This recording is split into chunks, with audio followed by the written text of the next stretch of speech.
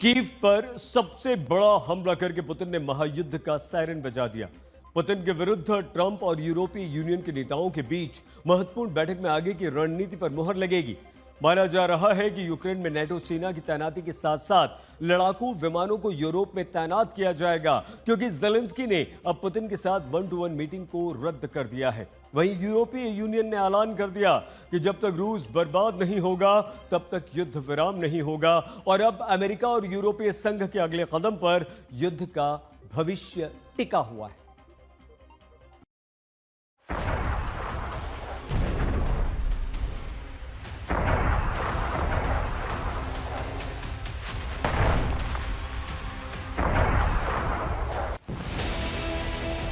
Ukraine ने रूस की ऑयल रिफाइनरी पर एयर स्ट्राइक की।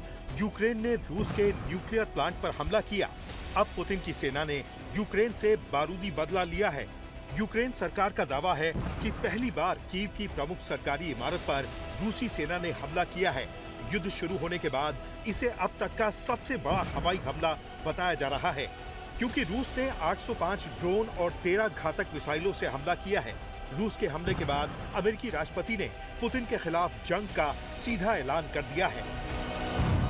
क्या रूस पर हमले की तैयारी शुरू हो गई?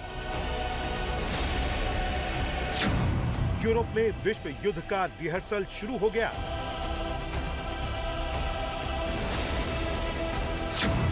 क्या यूक्रेन में नाटो सेना की तैनाती होगी?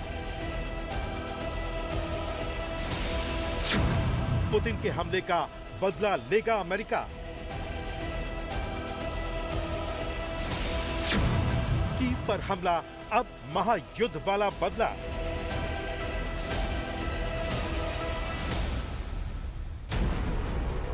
यूक्रेन और रूस के बीच युद्ध तेज हो गया है। रूस की सेना ने शनिवार की रात यूक्रेन की राजधानी कीव पर सबसे बड़ा हमला किया। एक दो नहीं बल्कि सैकड़ों ड्रोन से हमले किए। यही नहीं, अपनी घातक मिसाइलें बरसाईं। रूस ने कीव में सरकारी बिल्डिंगों को निशाना बनाया है, वही इमारतें जिन्हें बहुत सुरक्षित माना जाता था, क्योंकि अमेरिकी एयर डिफेंस से सुरक्षा घेरा तैनात था। लेकिन रूसी सेना ने सुरक्षा चक्रव्यूह को भेद दिया। इसी हमले के ठीक बाद यूक्रेन ने नाटो सेना की मदद से रूस पर जवाबी हमले शुरू कर दिए हैं।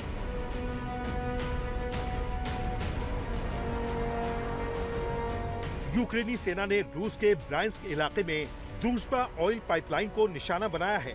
यानी अगले कुछ घंटों में रूस की तरफ से एक बार फिर यूक्रेन पर बड़ा हमला हो सकता है। तैयारी रूस भी कर रहा है और यूक्रेन भी।